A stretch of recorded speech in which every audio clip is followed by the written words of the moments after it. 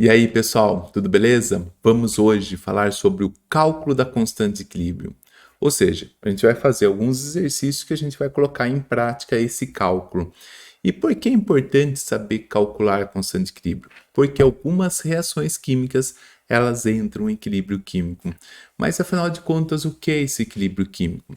Quando a velocidade da formação da reação direta, ou seja, os reagentes, formando produto, se tornar igual à velocidade da reação inversa, ou seja, dos produtos formando reagente, eu tenho um equilíbrio químico. E nesse momento eu tenho um processo dinâmico. Por que é um processo dinâmico? A reação não para. Ela continua formando reagente, formando produto, produto formando reagente. E as concentrações ficam constantes. Como as concentrações não vão ser alteradas mais por conta desse equilíbrio, fica interessante calcular a proporção que eu tenho de produtos em função dos reagentes, para estimar se eu tenho mais produtos, se eu tenho mais reagentes. E esse cálculo é a constante de equilíbrio. Bom, e como esse é um assunto recorrente, que tem caído muito nos vestibulares e cai muito em concurso público, porque é uma situação típica na química, então cabe ser importante a gente estar determinando e sabendo determinar. Bom, eventualmente, nos exercícios, aparece uma situação assim. Ele não dá todos os valores do equilíbrio e ele dá uma reação típica. Então, como é o nosso caso aqui, eu tenho cloreto de sulfonila, que ele se desproporciona, formando dióxido de enxofre mais gás cloro. O cloreto de sulfonila ele é muito usado para ser uma fonte de gás cloro, então é usado exatamente para fazer reações de halogenações, onde o meio que vai ser liberado o cloro seja o meio aquoso, assim por diante, tá? Ou orgânico. Eu também posso usar até em estações de tratamento de água, coisa do tipo. O único problema é que o cloreto de sulfonila é tóxico, né? Então a gente tem que tomar cuidado da manipulação dele por causa da liberação do gás cloro. E olha só como que ele coloca a situação. Ele faz assim, uma solução contendo cloreto de sulfonila, inicialmente a 0,20 molar, ou seja, mol por litro. No equilíbrio, a concentração do gás cloro é 1,2 vezes 10 a menos 3. Por que ele usou esses dois termos? No início e no equilíbrio. Porque no início da reação, supõe-se que eu tenho um reagente e eu não tenha produto, porque a reação não tem acontecido, ou seja, cinética está no tempo zero, a reação não aconteceu. Após um certo tempo, a reação começou a se desenvolver, ou seja, uma quantidade de matéria começa a reagir formando produto. Se a energia for favorável para o produto voltar para reagente, temos o equilíbrio químico. Até quando se estabelece esse equilíbrio? Então, estabeleceu, depois de um certo tempo, as concentrações ficam constantes. Então, se ele falou que ele tem esse valor já no equilíbrio, já dá uma margem para a gente poder calcular essa constante. E como ele não deu todos os dados, a gente precisa determinar. E eu já montei uma tabelinha aqui. Nessa minha tabelinha, eu escrevi aqui o cloreto de sulfonila, né? Coloquei o dióxido de enxofre e coloquei o gás cloro. E olha que interessante aqui. Eu tenho aqui o início da minha reação, a concentração inicial. Eu tenho o SO2 está com zero e o Cl2 com zero, porque ambos, né, são produtos aqui. E aí, quando eu formo o meu produto, então quantidade X vai reagir para a formação dos meus produtos e uma quantidade X vai ser consumida para a formação do meu, então, o restante do meu reagente.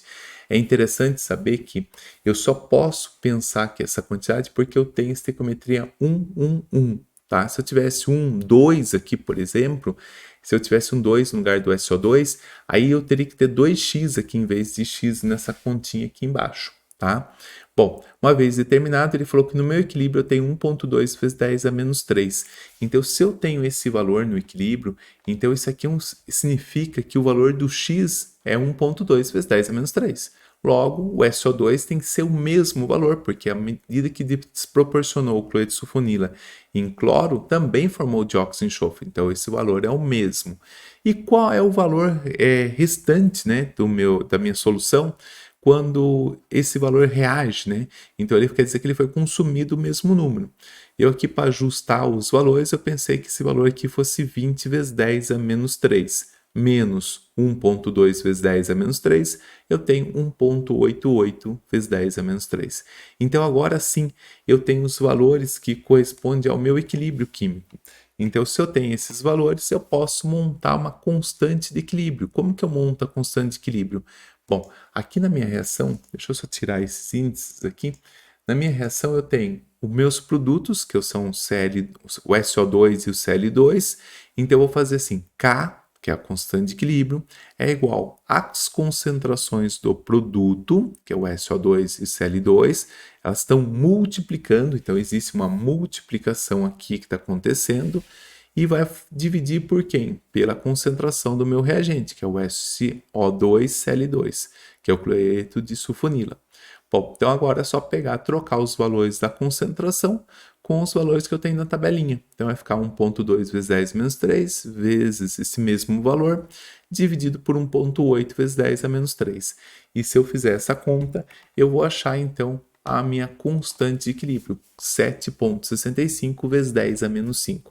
Quando o valor do K ele é baixo, significa que eu tenho mais reagente do que produto. E faz muito sentido isso aqui. Meu valor é baixo, eu tenho muito mais. Esquece a ordem de grandeza 10 a menos 3, fica difícil de enxergar com ela. Olha só, tem 18 para produto, enquanto eu tenho 1,2 para... Desculpa, 18 para reagente, eu tenho 1,2 para produto. Então, eu tenho muito mais reagente ainda do que produto.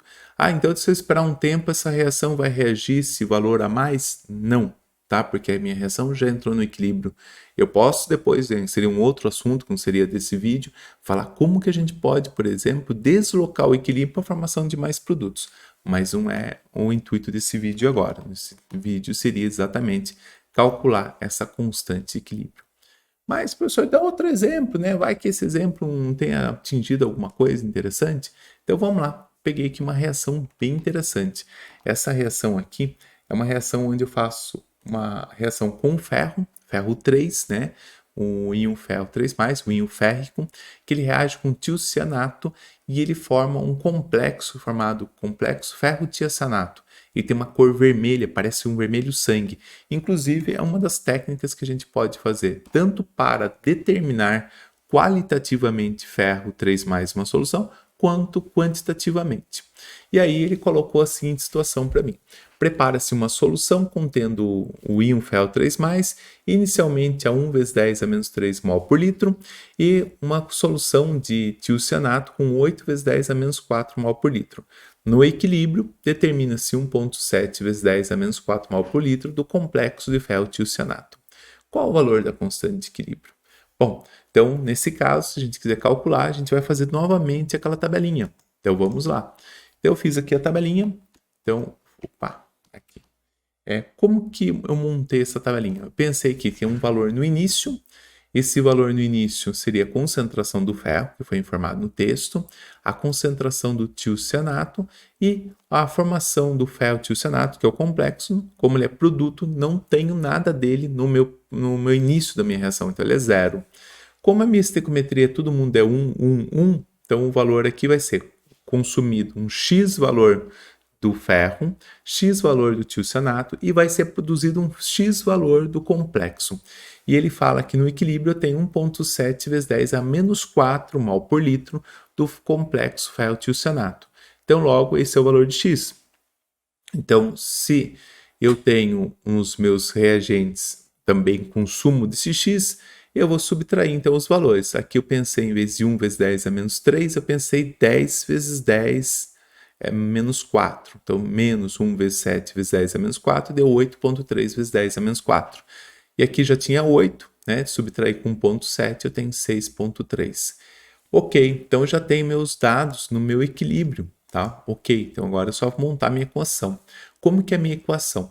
Constante de equilíbrio é produtos sobre reagentes. Então, a concentração dos produtos, no caso, eu só tenho um, que é o complexo de ferro, que é o ferro tiocianato, como está aqui descrito, dividido pela concentração dos reagentes. Aqui, agora sim, eu tenho reagentes. Então, ou seja, eu tenho concentração do ferro e a concentração do tiocianato. Lembre-se de que não pode colocar os valores do início, tem que colocar os valores do equilíbrio, ou seja, eu tenho que colocar os valores correspondentes, deixa eu colocar aqui, até eu vou desenhar esses valores aqui, ó. Por que eu tenho que colocar esses valores? Porque me interessa o que está no equilíbrio. O que está no início foi o que eu coloquei antes da reação acontecer. Ou seja, ele reagiu, ele foi consumido para formar até um determinado momento que ficou constante, tá? Então, constante equilíbrio, coloco valores do equilíbrio. Então, eu vou colocar aqui. Meu produto é 1,7 vezes 10 a menos 4, que é o complexo de ferro. O valor do ferro é 8,3 vezes 10 a menos 4 e o valor do tiocianato 6,3 vezes 10 a menos 4. Nesse caso, diferente do exercício anterior, a gente achou um valor de K bem alto, tá? Então o valor do K foi bem alto aqui. Então quer dizer que eu tá formando mais produto em função dos meus reagentes que eu tenho, tá? Então isso aí acaba sendo um processo bem interessante, ou seja, a reação está progredindo mais para a formação de produtos. Espero que tenha ficado claro como calcula a constante de equilíbrio exatamente por um sisteminha quando eu tenho valores iniciais e valores de equilíbrio.